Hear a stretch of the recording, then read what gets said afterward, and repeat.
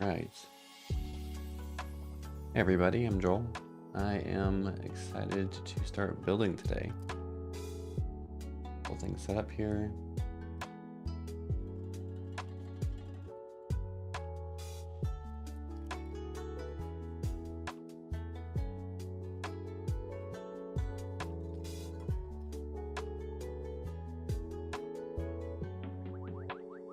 Awesome.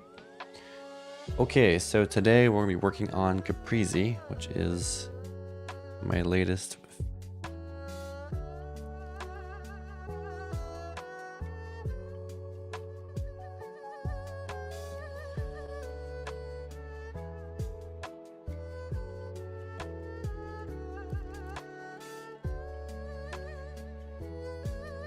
Okay, so let's talk about what Caprese is. So I've noticed a lot of people recently have been building and designing with AI in place of things like Figma. So Figma's great for, creative tasks, whether you're thinking about brand new ideas or if you're starting from scratch or trying something new completely in terms of layout and direction. But a funny thing happens with Figma, which is you get to a point in design where you need to create a lot of versions of the same page. Like, in other words, let's say you get stakeholder alignment. You're working on a design, you present the design, people like it. Then you get into kind of the boring work of, okay, now I need to create 50 versions of the same thing. I have to go and create the version for logged out user, logged in user, new user, returning user, or different personas, different permissions, all kinds of different states of the same design. And it's pretty monotonous and no one really likes doing it. So one of the great things about designing with something like Claude Code and prototypes is you can build those states very rapidly with prompting and with high consistency. But a funny thing happens, which is you take for granted that in Figma, you can easily collaborate and get, feedback. So for example, let's say I'm working on a design and I share that design with my stakeholders. They get a nice little screen. They can go and leave comments and say, oh yeah, I love this, or, can we fix that? So this is great because you get that asynchronous feedback from whoever you need it from. You can iterate, continue. But what do you do if you are designing in a prototype? How do you get that kind of feedback? A lot of people have prototypes hosted on their computer, and so that's challenge number one. You've got to get it hosted somewhere else so you can share a link. Problem number two is you've got to get the feedback once you've got it hosted somewhere. So Caprese is a tool that I'm building to solve that middle state of I've got my design, I've got it in a prototype, I've got it hosted somewhere. Now I need to get feedback.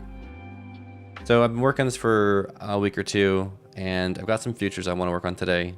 I want to add the ability to set instructions for a reviewer when they get to the design prototype that you're sharing. And one of the core parts of the product is called fixed prompts, which we'll talk about later. But I'll get my environment set up here so we can get into things and see where we left off. All right, so of course I'm using Claude Code, which is still, I think, the best balanced model in terms of if you want something that's reasonably fast, reasonably powerful, and intelligent. I've been using Claude for most things. I'm using Opus 4.5. I've tried Codex a little bit. It's a little slow. Last time I used it, I see there's a new model now that's maybe faster, but okay, so we got to get into this first feature of reviewer instructions. So let me pull up a prototype that I have set up with my local version of Caprese.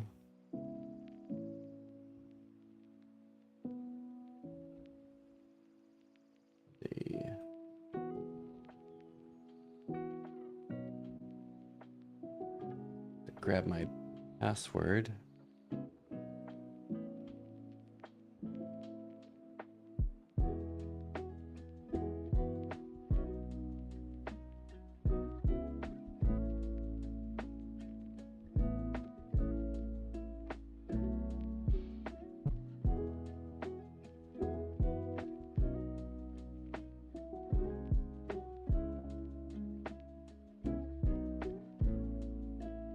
So last time I was working on this product, I added a email verification, and unfortunately, accounts that were created before I added that are having issues. So let's see if we can get some help with that quickly.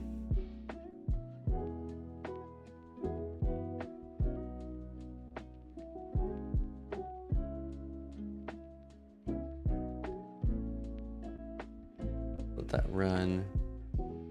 Okay, so while that's going, let's talk about what reviewer instructions would be ideally. So let's say you sent a design to a reviewer. You want to say, hey, I have modified X, Y, and Z. I've added a new homepage, or I've added a new feature to the homepage. I'd like to get your feedback on that. So I'm imagining when someone opens up the prototype, it's starting from getting those instructions. And we'll see in a second here how the experience looks when you first get into a prototype. If I can find an example.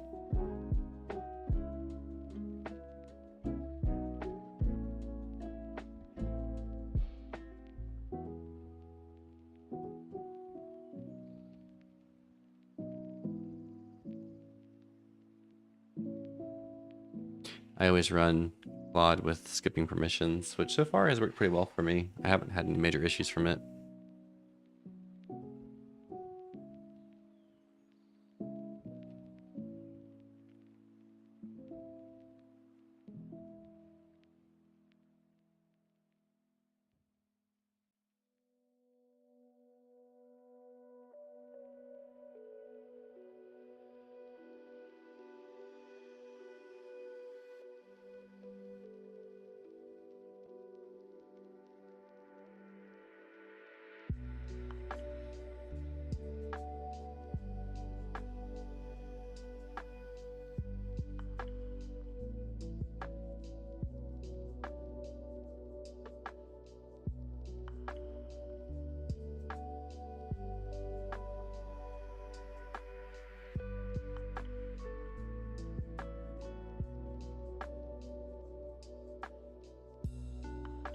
All right, so Claude's planning to do some testing using the MCP integration with the Chrome extension.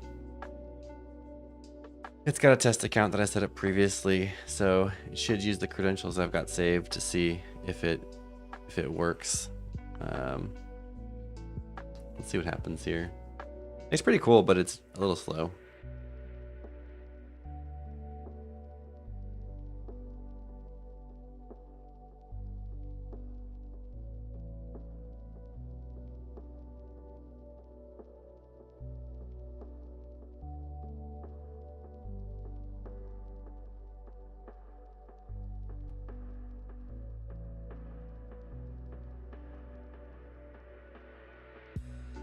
All right. So it looks like we're in. It got that fix in place and it validated it with Chrome. Super helpful. This is a really important skill to set up for Claude. If you don't have this set up, you'll oftentimes ask it to complete a task and it'll say it's done, but without being able to use a browser to validate, it gets it way wrong. So especially for adding new features, or if you're if there's a heavy UI element to whatever you're working on, having that capability is super helpful. But again, I found it to be pretty slow. So if you've got a good plan in place with good tests and good validation logic, it's pretty powerful. All right, let's jump back into here. So it's doing its thing. Now, of course, one of the main tricks with any AI-based coding setup is multiple instances.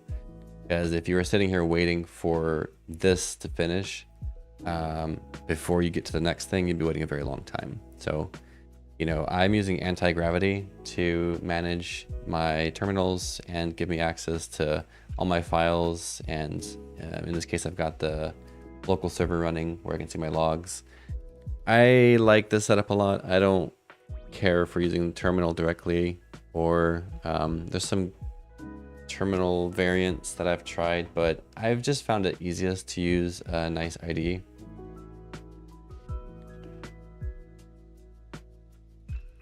Okay. If we go into here, I created this Figma make prototype. I created this so I could test. So I've got this. And I went through and basically took a random stock design, put it into Figma make, and I said, turn this into a prototype. Figma make is really good at creating like pixel perfect designs, like prototypes of designs, better than any other tool I've used personally. It seems to do a really great job, but I've also found the code that it outputs to be pretty useless and only good for prototypes. So I think it's an option for if you're trying to share really high quality, really well laid out versions of a design. But with Caprese, the way that it works is on any prototype you're working on, you would add a little script, just one line of code, and that would do all the work to capture when the reviewer is adding comments and kind of what they're clicking on, where they're browsing around, so we can associate comments to the right screens. And what's really great about this Figma Make prototype is it is developed as a single page app. And SPAs are really difficult to do tracking across screens and associate the click and the comment with the screen. This is a really good stress test for Caprese. Okay, so I've added that code previously into this prototype. I've got this published already. And so if we go back to Caprese, we see we have this link to the Figma make prototype, and there's a parameter that's set from Caprese, which is how the app knows to show the reviewer tools. So copy that and we'll go over to that URL. When we do that, it loads it up and we see we've got the welcome screen here and we've got the toolbar at the bottom. So this is where we'll say, you know, we're doing some commenting as a salad, and we get in. So we can see we've got previous comments that are added. We've got onboarding and tours for new users to learn how to use Caprese. But this is where I want to add reviewer instructions. So on that previous screen where it said, you know, hey, add your name. So we'll open up a new window here to show it again. So this screen, after you add your name or choose not to add your name, I want to be able to show some instructions for what the creator of the prototype wants to capture from the reviewer. I also see that we've got an error in here, something about capturing something. I'm just going to send it off to Claude real fast so it can investigate it.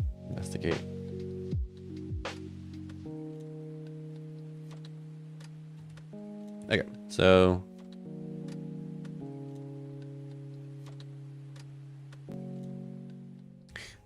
one of the keys for getting good quality outputs working with any AI tool, and really the right way to code, is to spend a significant amount of time planning before you go and execute. I think most people will start off jumping right into, you know, make this thing, make it cooler. You find pretty quickly that doesn't scale very well, so you really want to spend time on your plan. So let's talk about what we want to do with this reviewer tool.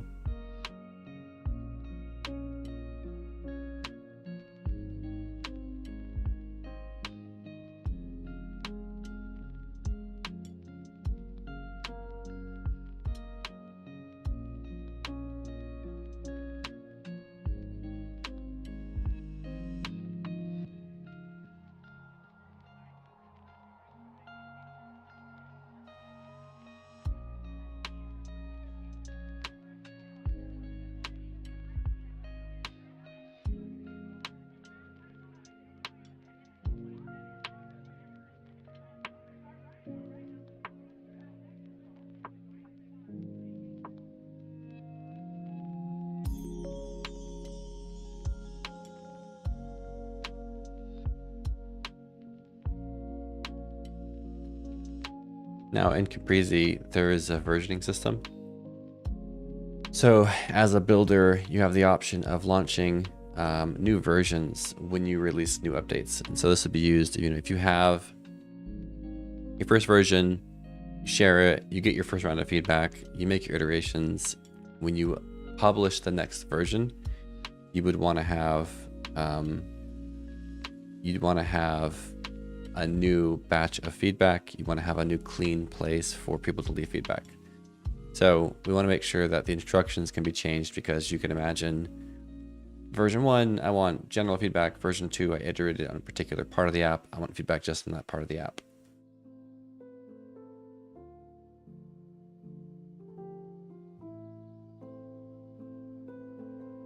When you create a new version, one of the things we do is we carry over the same URL from the previous version.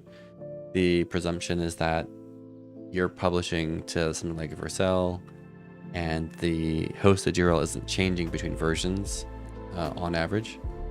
So we'll use that same approach for instructions. So we'll carry over instructions, but you can replace it if you want to. And I think over time we might observe and find that that's not what most users want. Like perhaps each iteration is largely different, and so they do want to have different instructions by default.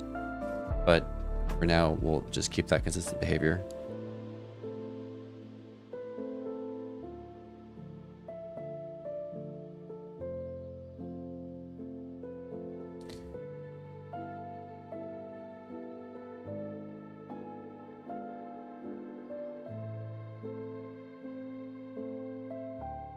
So Claude's got a great plan mode. Seems to go into automatically, but you can also tell it to go into it. What I do with most of my features that I add is I will ask it to create a detailed plan and store it in an MD, and I'll keep that in my plans folder. As I'm working, I will add instructions to my Claude.md.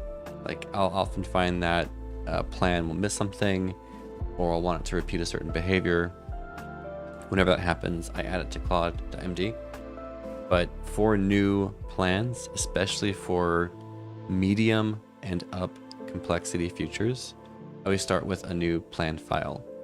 And I do that because, when context windows get hit, you might need to compact your conversation, and the plan is important to complete the function how you wanted it to work. But also it lets you as the builder review the plan before you execute. And it's really all about a quality plan creates a quality output. Without the quality plan, you might get some weird results. So while that's running, the other thing we want to think about today is what's called fixed prompts.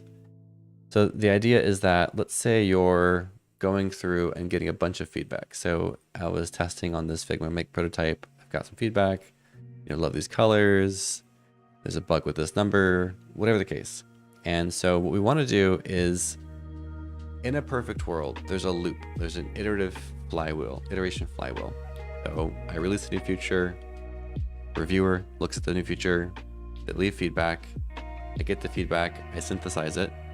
I implement, and I get a new iteration. And then you repeat until you're done.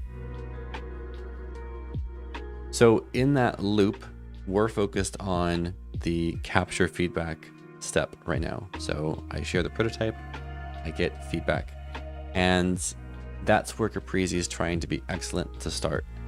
But the next step of I share my prototype and get feedback is I need to synthesize and make the next iteration. Some feedback might result in large changes. For example, I might have to go back to the drawing board and rethink something core to the application. But often they're minor. Change this text, update that, move this there. And so that synthesis, back to the mantra of, the state analogy I gave earlier, as a designer, high quality, exploratory work, divergent work, thinking big, and then converging and creating states. That's very monotonous and low value work. So what this tool is trying to do is remove and make more efficient those monotonous steps. Capture the feedback. Okay. iterate on the monotonous feedback. That would be the next step. So Caprese has as part of it a core feature called fixed prompts, which should use AI to synthesize in aggregate all the feedback received from one or more reviewers into ready to go prompts that you could just drop in to the coding environment of choice and get going. So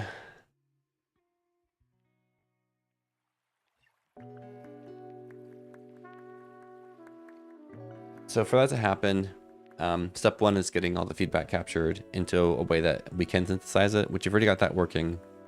But right now, fixed prompts are a little basic. So if I click generate fixed prompt, we're going to see that it's going to go through and create some version of a prompt. It's going to use comments from the different reviewers. This actually was working and now it's broken. So, I mean, at a base level, we've got to fix that, but it needs to be really meaningful. And I think there has to be different kind of formats and variants for how you want the fixed prompt to be created. Maybe you want it to take all of the feedback and give a specific list of instructions to AI to fix every single thing. The use case there is, I reviewed the feedback. I think it's all fine. I just want to get it fixed. It's all typos, bug fixes, date format inconsistencies, color changes, whatever. Simple stuff. So that would be, I think, the default mode. The second mode would be to filter out the obvious things and as one prompt, let the user copy and paste the obvious fixes. Separately, have a prompt for the more ambiguous feedback to prompt AI to brainstorm, or for you to go and brainstorm. So one of the things that I strongly want to achieve is it should be simple to use this tool. It shouldn't require a lot of configuration. The default behavior should be the one that most people want to use. So we need to think through those options that the user should get. Now I see here that we've got plan mode has some questions. So shows after 500 milliseconds. I'm not sure about that. Maybe. I hadn't really thought about there being a delay after you log in. I think it should be pretty quick, but think about that.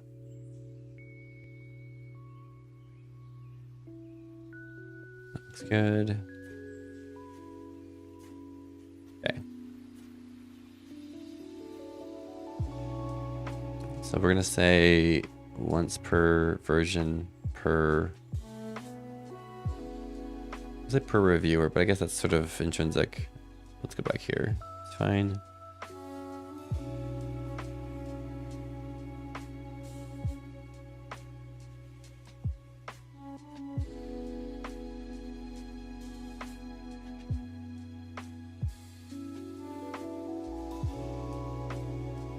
All right, so this is the part where before we tell Claude to run off and build some stuff, we need to think about what it's going to do.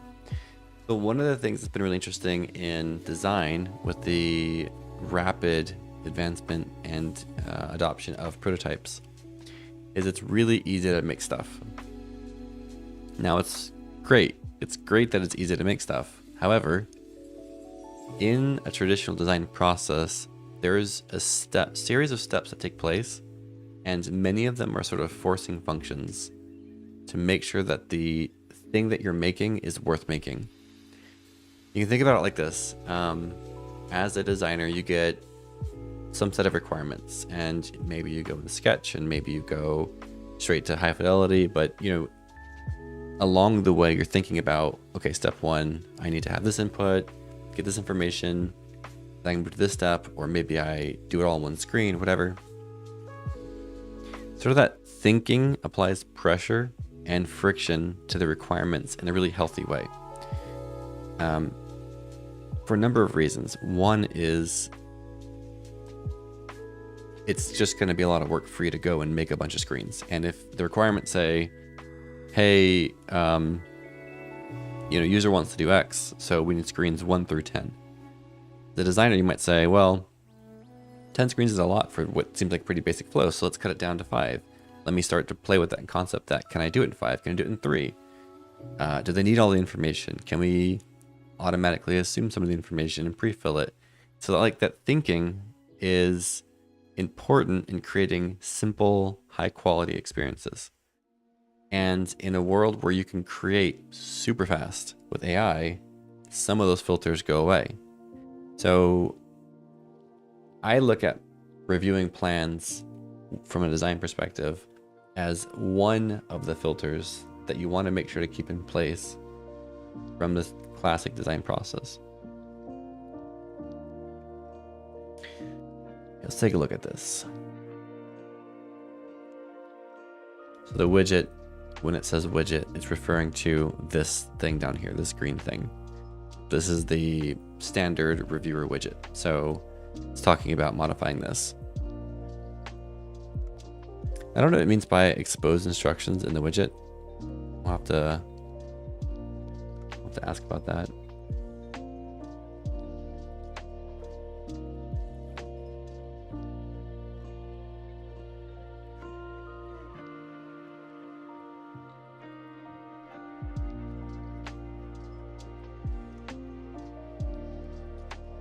So what's not clear to me in these instructions is what the input and output format are going to be. I'm assuming it's going to be like a text area that's just rendered in modal. But again, we need to validate that. I didn't create a mock for this. I didn't create a wireframe. I'm just going straight to code. So we need to understand better.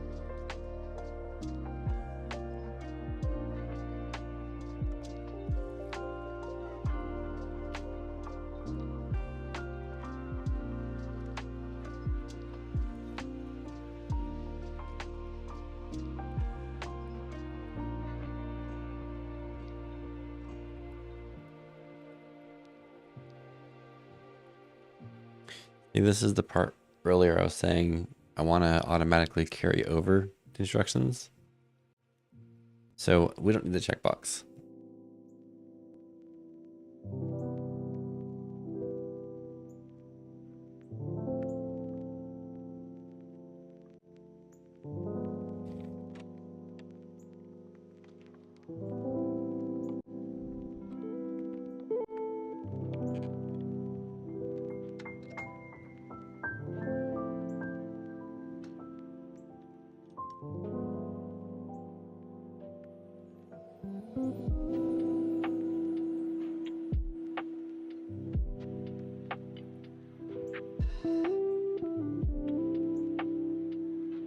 Okay, pretty happy with that. So let's go ahead and get going.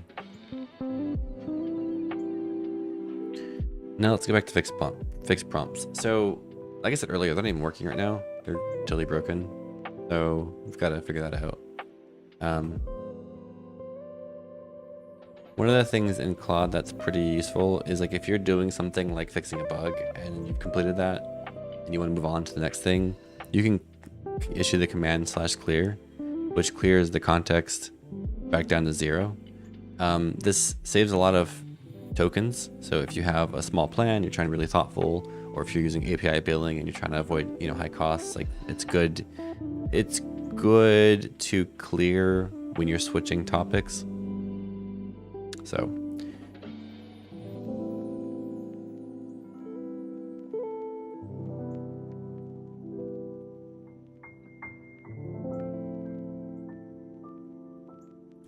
one of the things I found pretty helpful to do from time to time is ask it to explain to me the architecture and how a future is currently structured. because when it goes through these plans, when it goes through iterations of plans, it oftentimes creates like architecture that's a little bit strange. So it's always great to say, hey, how does it work? Like tell me from end to end, what is the actual process, the architecture?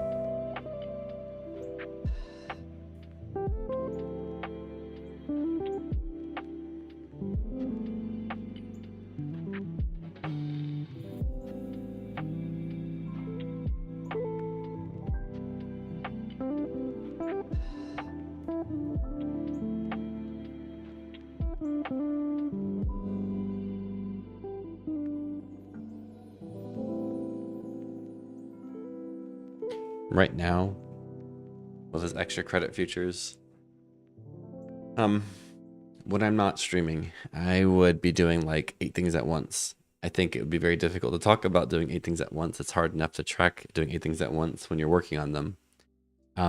But some of the things I want to add are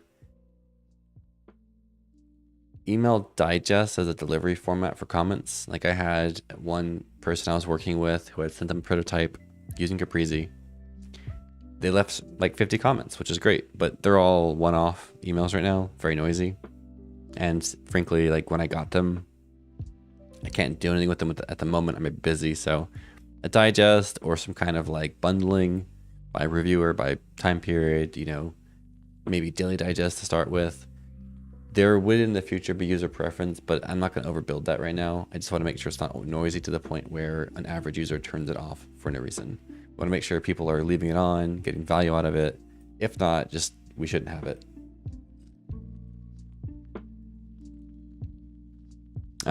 Integrations, like I think going back to fixed prompts, this whole notion of you've got the feedback, you know what the reviewers have said they want to have changed.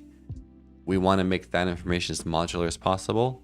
Get it out of Caprese, into your editor, into your agent, or whatever, wherever you're trying to take it.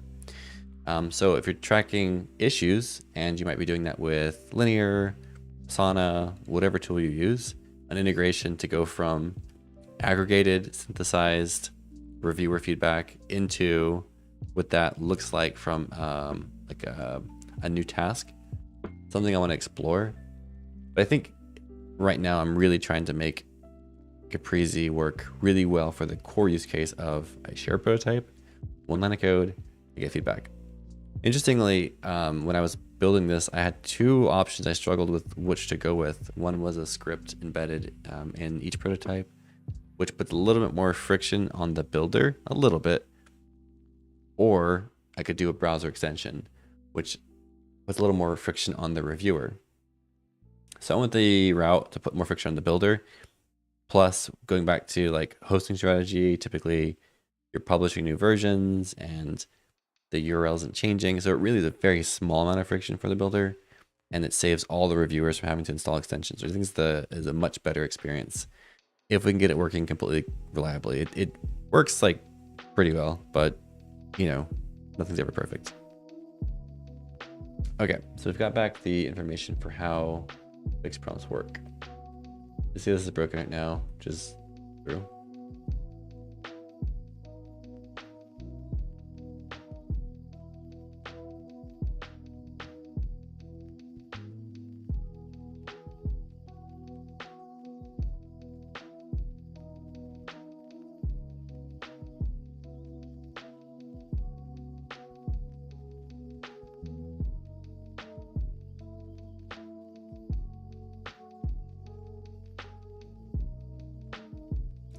So something I added that I'm not really that happy with is when Claude is deploying new features, I have this instruction to go and use Chrome to validate. I think it's doing this too much. Like it's great to do it for UI heavy or net new product or future editions, but I don't think it's necessary all the time. And as I mentioned earlier, it's kind of slow. So I want to modify this. Net new.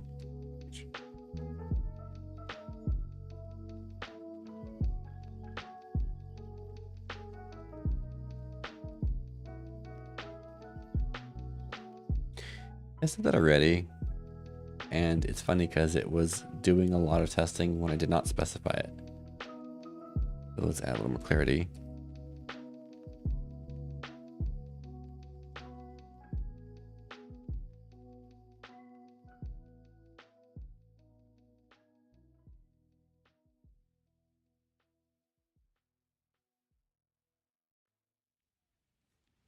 Okay. Hopefully that fixes it.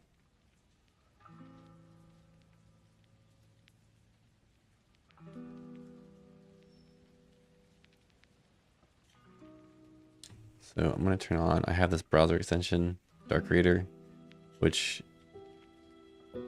for sites that don't have dark mode, kind of does like a pseudo dark mode. It's great because like that white was burning my eyes out. And actually we should add dark mode because that is insane. Let's call it 3.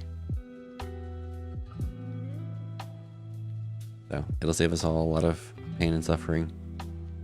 But actually ask for a plan for that.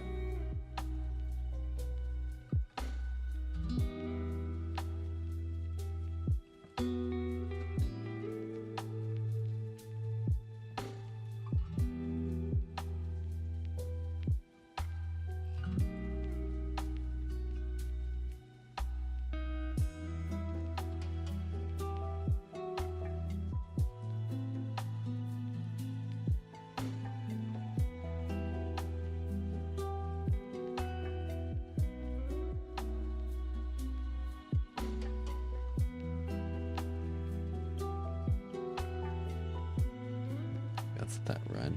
So check out the fixed prompts here. So it seems to have fixed the broken stuff. We give it a try.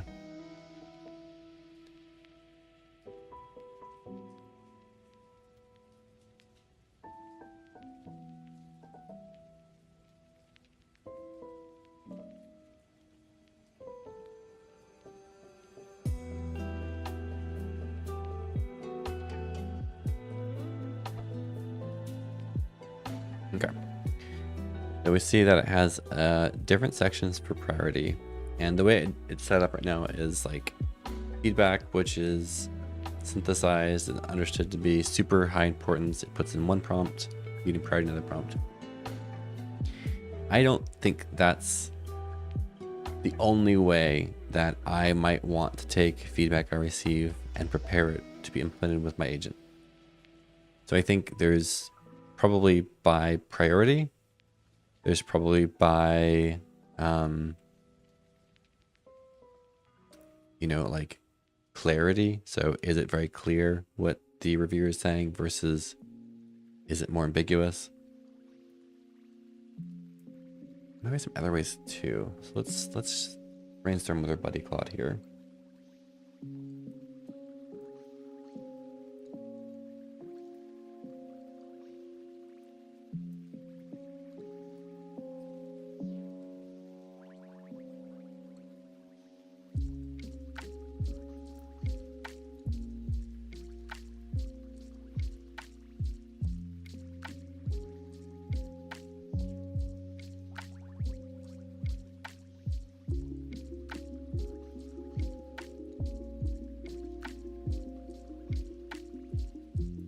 See what it says.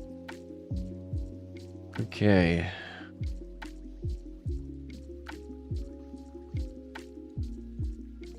So partial design token usage is good, but we should fix that. All right, so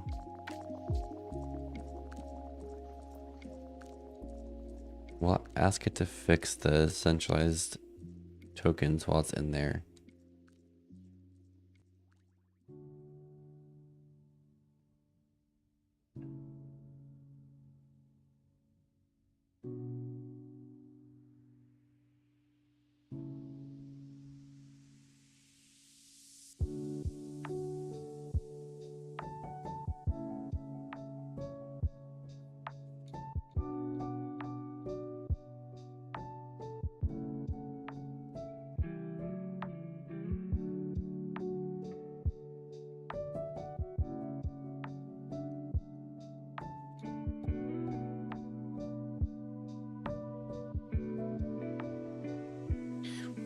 one thing we should think about too is, why would I want to copy 4 prompts over if I could copy over 1?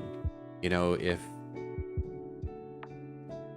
what's the reason I would not want to fix medium or low priority?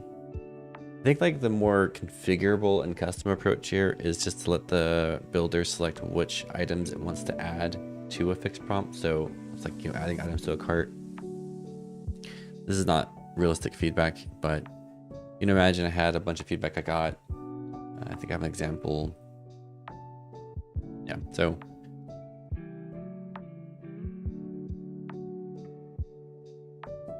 you know, I could have a checkbox or a selector where I could say, oh, do that one, do that one, do that one, generate fixed prompt. I think that'd be very useful, but it might not fit everybody's workflow, because some users may want to just almost, like, as much as I think capturing the reviewer feedback is super important, a builder, depending on how they work, may prefer to start from just fix it all, or just capture it all and let me, you know, refine it later.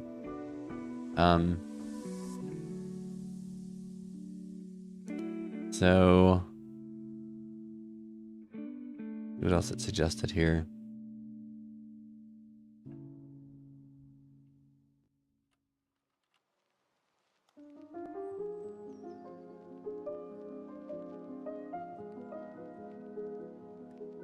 Let's add the ability to add reviewer comments specifically to a fixed batch or a fixed prompt batch.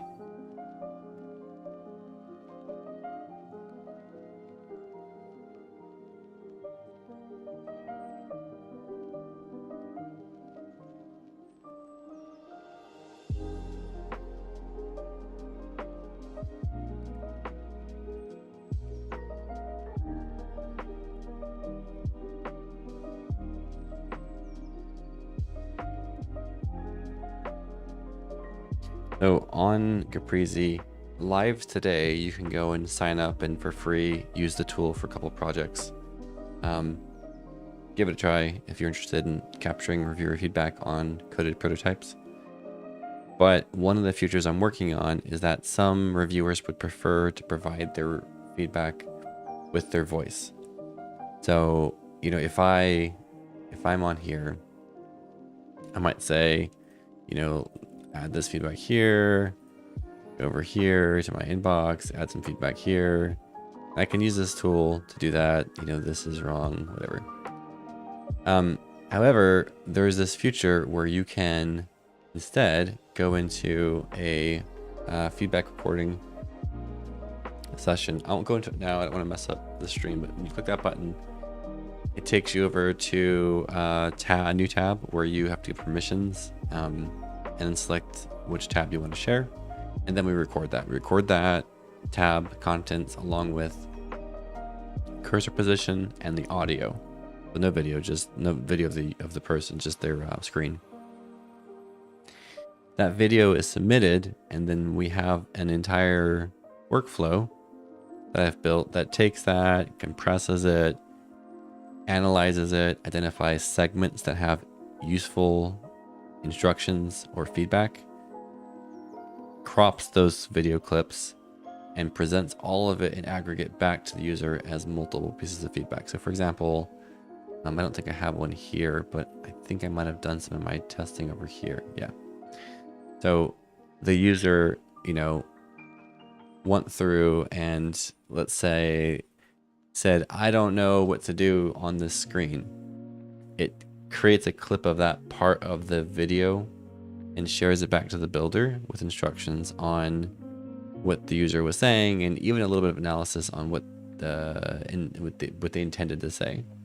So that is available along with the feedback that's left as comments to generate fixed prompts or just a review. So pretty cool tool. I'm very excited about that one. All right, let's get this going here.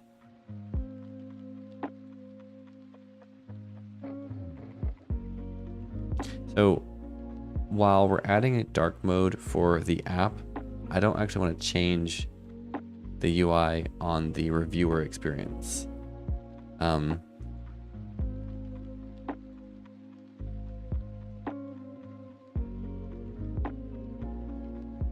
I'll send that over. Going back to fixed prompts here.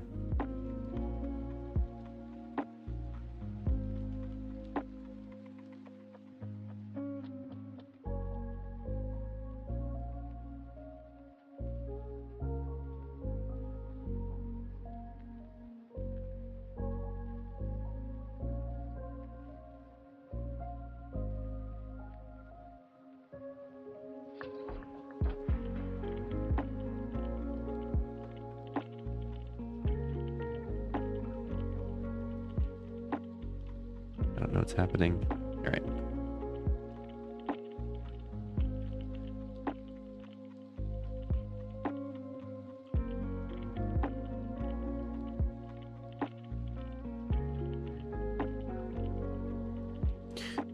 Something I do quite often, because of the way AI works. Some models are great, some models aren't, maybe less great, but at the end of the day, they're all picking the likely next correct word or specifically token.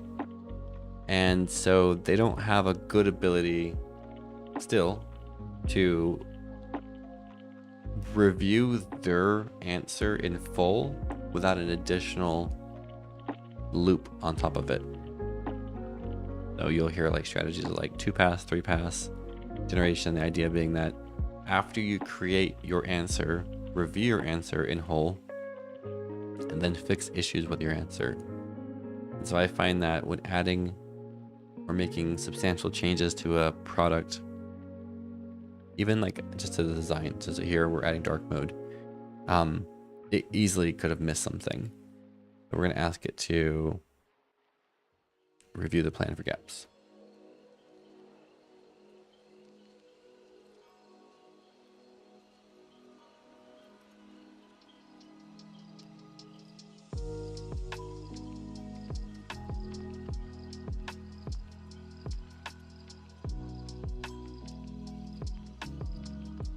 One of the things that I do that has worked well for me, although can cause issue, is I don't have multiple branches that I'm running agents in separately.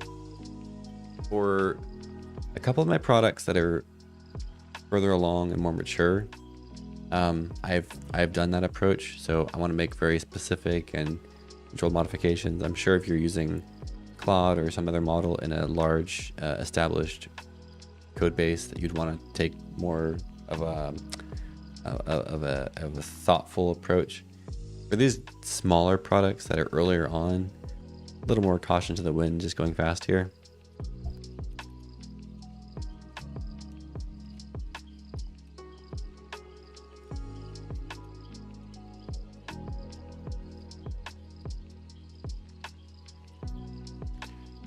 Do it set here.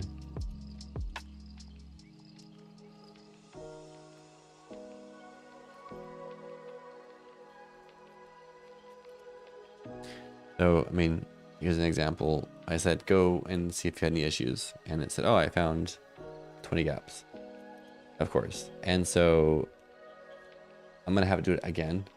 I'm not really happy with how many things it found.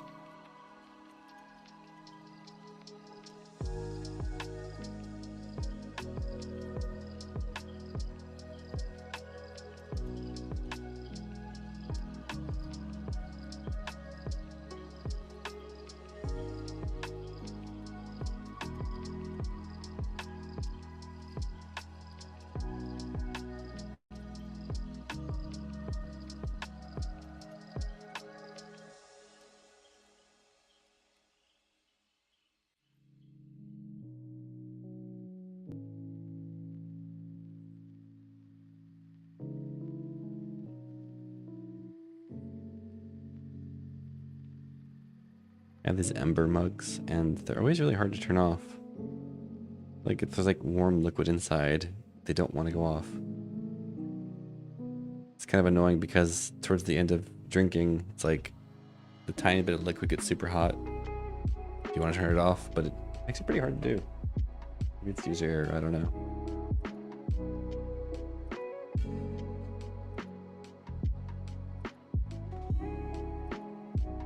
Okay.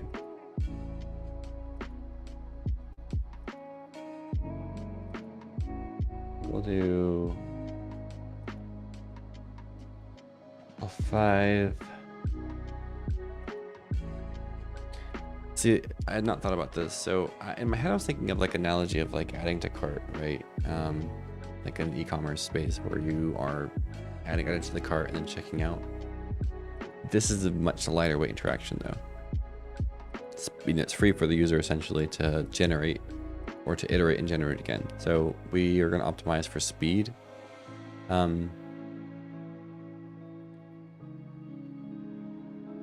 I don't think we want to bring the user to a fly out here.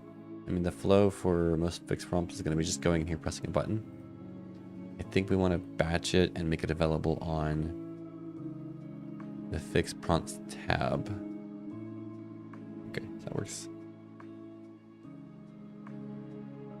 We'll do shared per, well, yeah, definitely per user. Okay.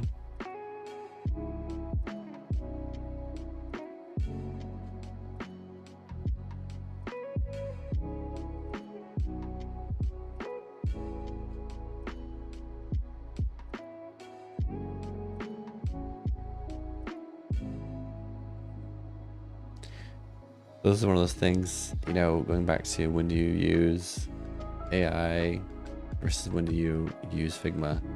You know, when you're getting to like the details of the layout of a component, it's still really great to have a tool like Figma to get in there. And when you're trying to think through like complex interactions, when you have like I think of it like Figma is where your reference designs go.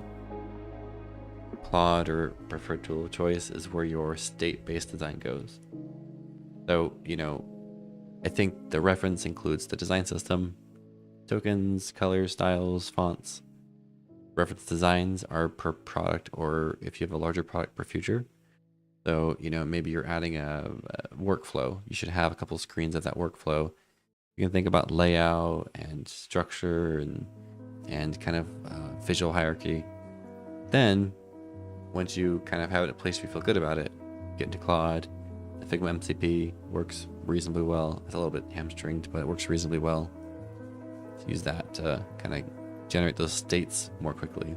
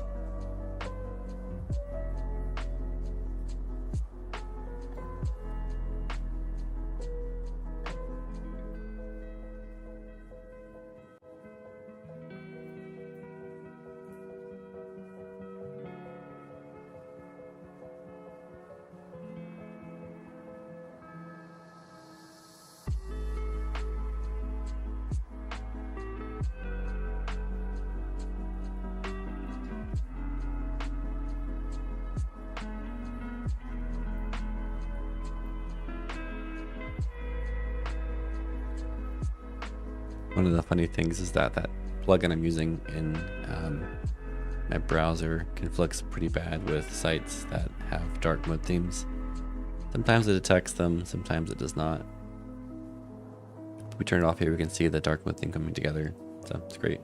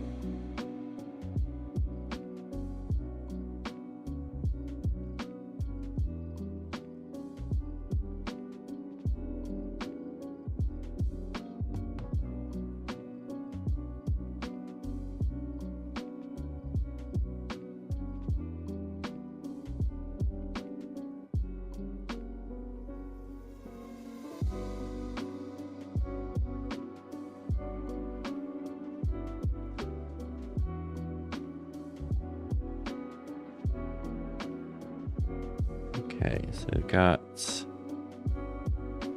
Claude working pretty full time here.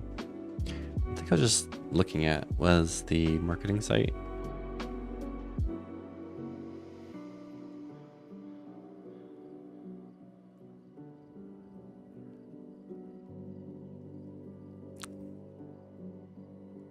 The experience on a medium-sized screen is not so good. So does not breakpoint's fine. This gets a little funny looking right here. So that fixed.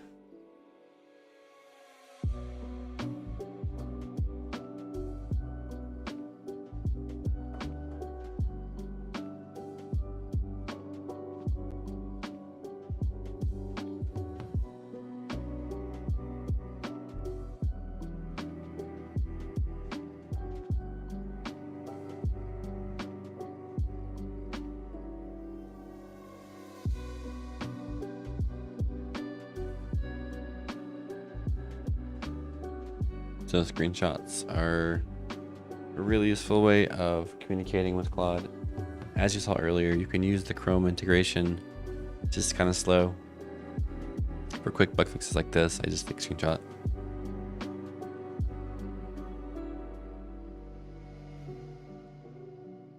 So here we've got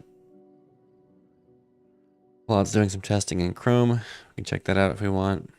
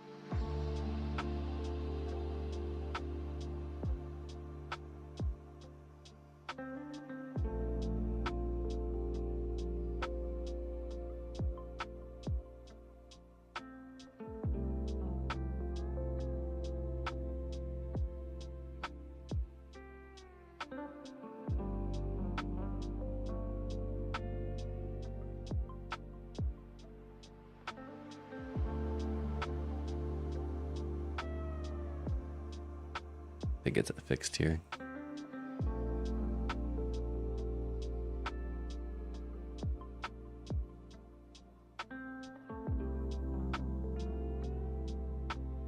So this is the kind of workflow that I would use when creating or making small to medium-sized updates. What I typically do for larger, very complex features, again, start with the plan. It's not uncommon for me to spend an hour or two working on a plan for one feature, researching competitors, working with Claude, breaking the plan down into multiple steps, giving full instructions, doing, that sort of gap workflow of like, are there gaps, is authentication considered, et cetera, et cetera. At the end, you should end up with a really well-defined specific scope and, success criteria for what the completed feature should look like and how it should work. That plan is how you get good output. And then you can have Claude work through the steps. And this is where you get into people running Ralph Wiggum loops or other looping processes. That's a topic for another day, but certainly if you've got a complex enough plan, that can be a really great way to do it. But when I'm trying to think through and add new features and having that sort of designer hat on of, I don't necessarily know what I want to do, how I want to do it. I want to brainstorm. this is the workflow I'll use. I'm not really sure what it's doing here. Example.com is not a site that I have or that I would have installed a script on, so not sure what it's doing. Right, here we see that it made some fixes to the marketing site. Let's go check that out. Doesn't look any different to me. Navigation's fixed, but there's still this place where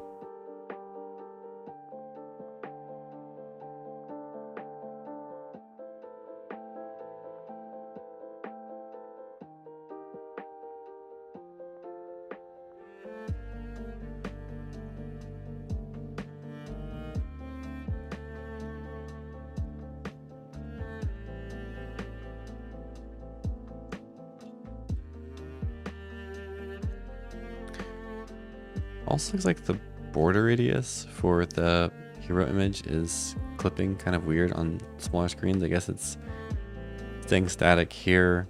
This seems fine. Doesn't look kind of some small visual artifacts here, but nothing too crazy. On the smaller size, it gets more pronounced. It's just cutting off completely. Fix that too. My plan is to replace this with a video. I think like it's not obvious what part of the screen is the thing that Caprese is. We've gotten some good feedback on X when I was posting about building in public on this. It's like totally fair. Need a video. Okay. Not seeing these fixes here. Let's just look at how this is set up right now.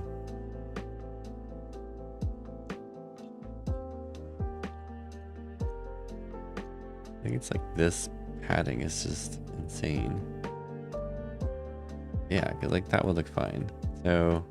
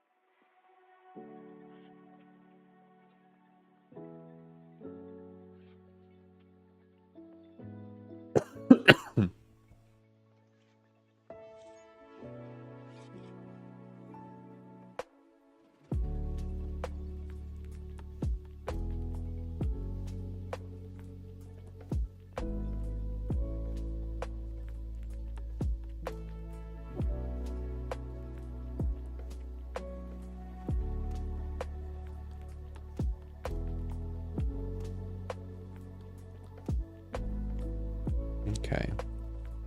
Looks like that's working now. Much more reasonable. Great.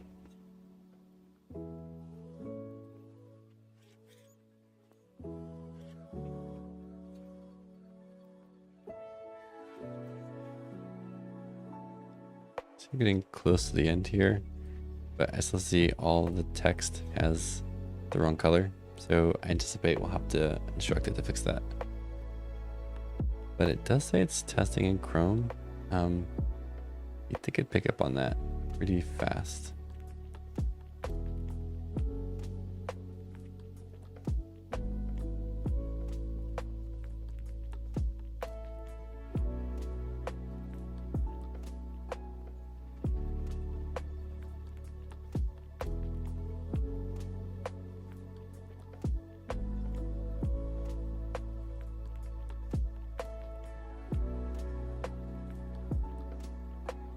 Just want to verify that the way emails are sent are immediate when comments left.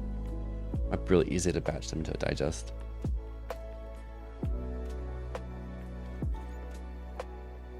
I'm not sure how these things are using Chrome to test, because I see one tab here. Oh, that's down here. It's not what I want.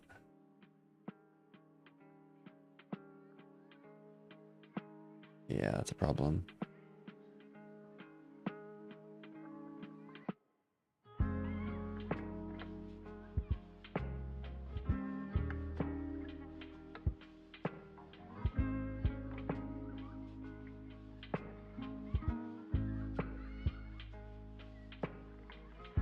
Got the version feedback. Edit here.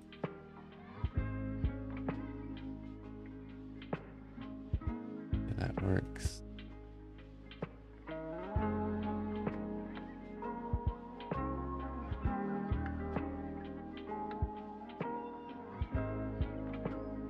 It's pretty good. Nice.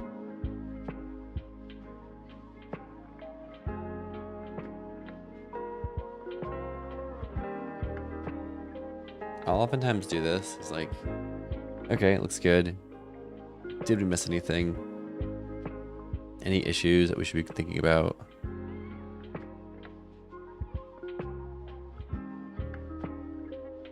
I don't know why it uses example.com. I mean, I left the instructions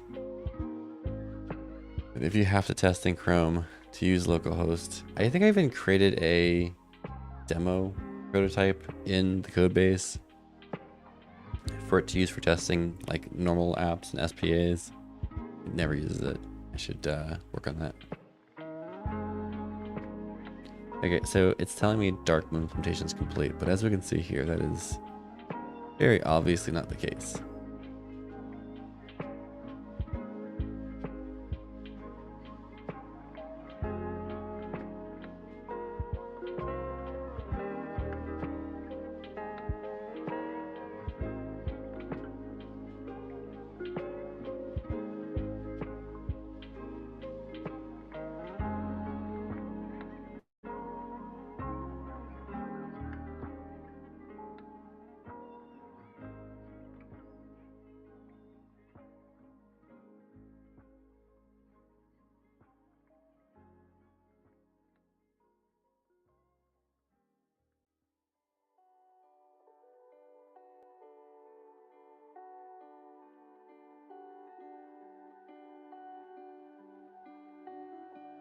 This is the daily digest right now. I don't think that actually works. The cron job must not be set up properly.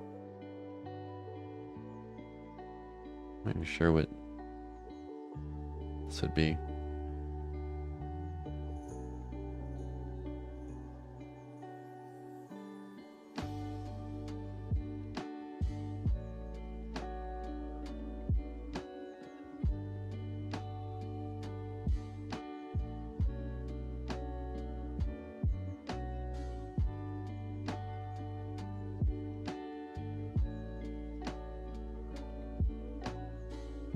Okay. So, and if I create a new version, see, I think it should. It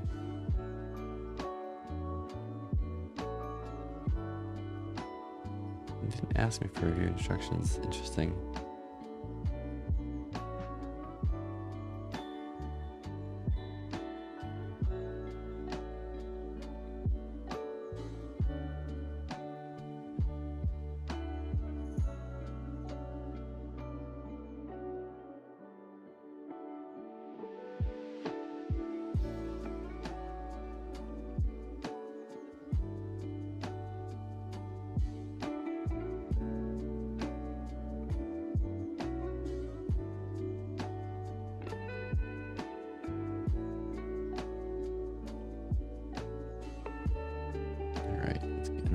Text fixed up here.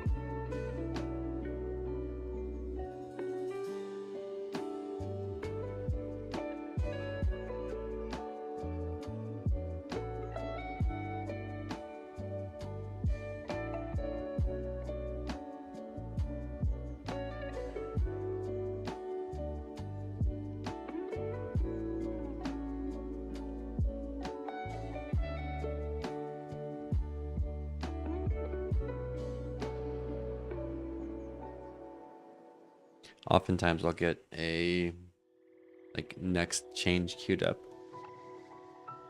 if it's about the same thing that one of my instances is already working on, but also might just go start a new terminal and work there if it's unrelated.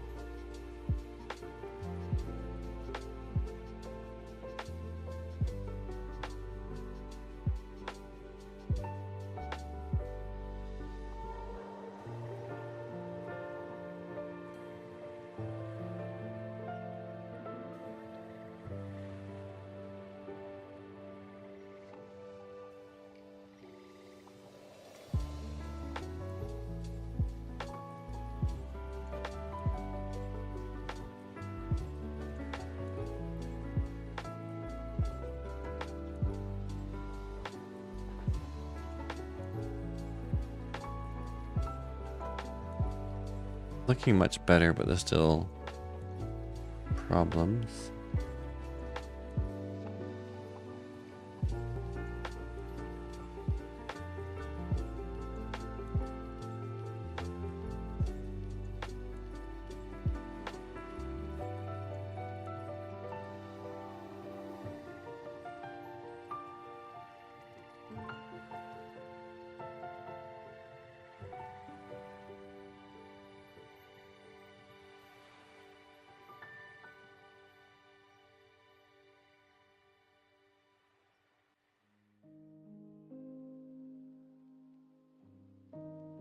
I'm pretty sure these agents are using the same Chrome tab and probably messing each other up. Kind of funny.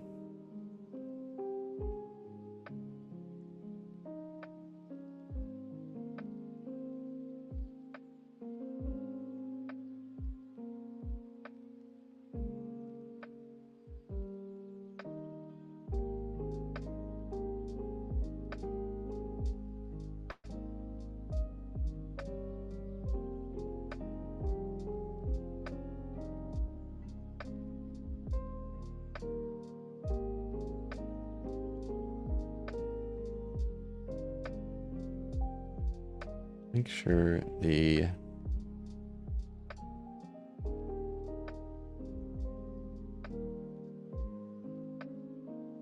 let's add a couple things here. Add some random feedback here.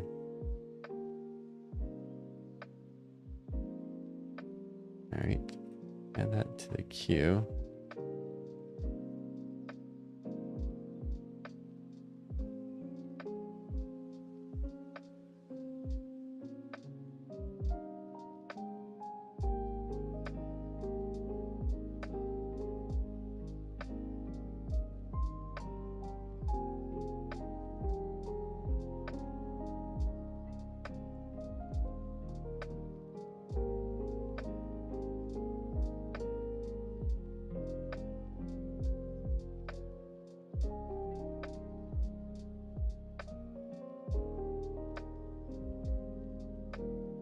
This feature, yeah, summary feature, I think I'm probably going to remove because I'm not sure it provides a lot of value. Like the idea was that, let's say you got 50 pieces of feedback. Instead of reading through them one by one, you could just get a summary. But I think the builder-reviewer relationship, like say you're a designer working on a prototype for a client, you kind of actually hate not getting the details. Like I can put myself in the shoes of designers in this position because I've been there many times where you want the raw feedback because there's a nuance to it that you want to pick up on, and if you're getting a synthesized version of it, you may not understand some of the nuance. So I'm not sure it's super useful. I do think fixed prompts are very useful, but I don't know about AI summary. One of the things that I need more data points on is the kinds of feedback that's left. Like in my experience, most of it's small. I've gotten a couple, like people using the pilot. Well, could be. And some examples of like meaty comments, a response, a couple follow-ups. But for the most part, they're pretty simple, small instructions. So those are poor representations of complex, thoughtful feedback. So I need just more data.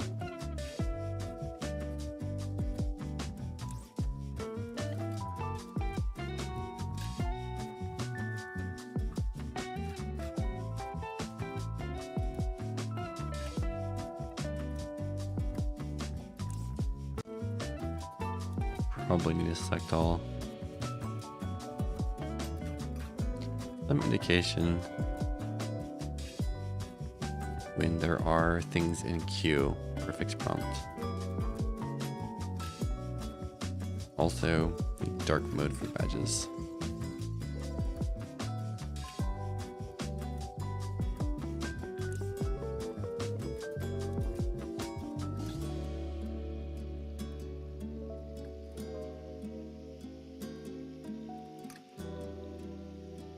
one of the great things is like once you've set up a project, got context, got a design system running, got tokens defined, you can just say do general thing, extend concept, and it understands enough based off of how it was previously implemented.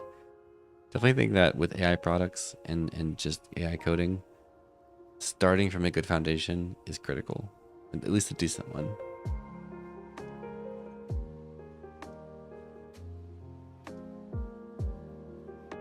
I think for this email feature, we're going to save that for next time. So I'm going to ask it to save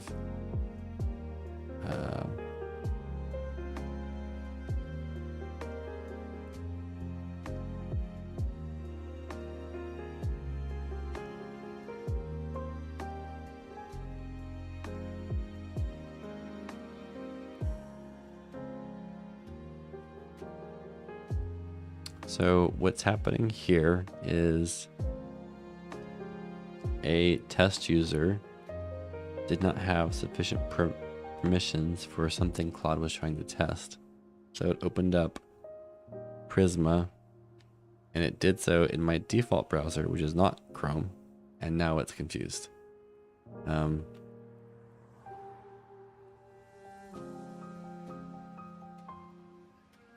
gosh, I'm not sure what it's doing here. It's like if AI had your credit card, you definitely buy some random stuff. Excuse me, keep yawning.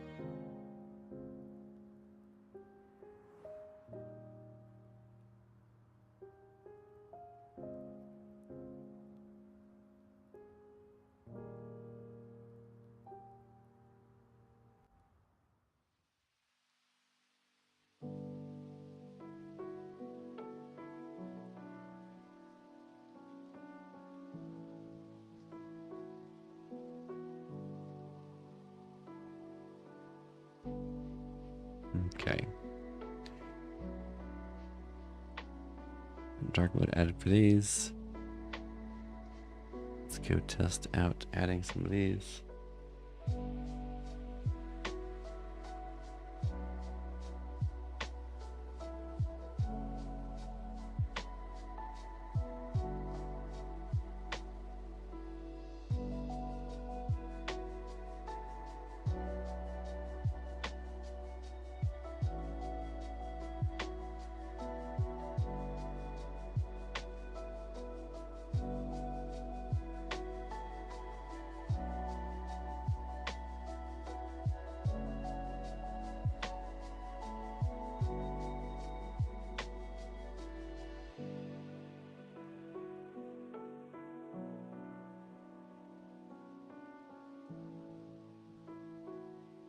Okay. I'm reasonably happy with that for now, but I don't think it has the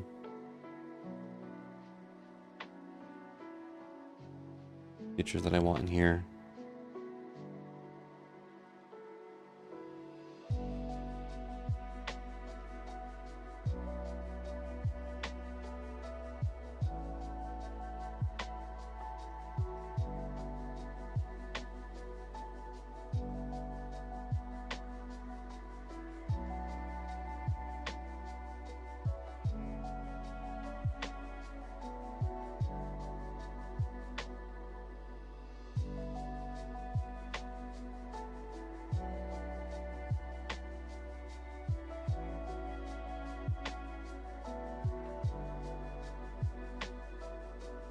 Okay.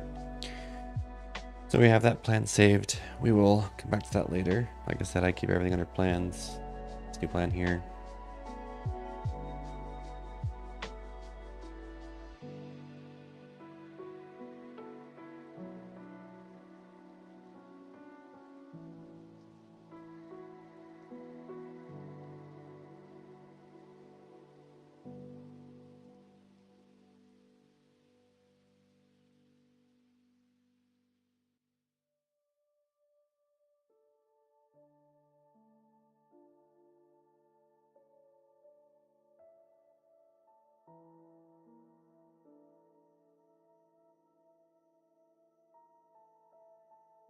Okay, cool.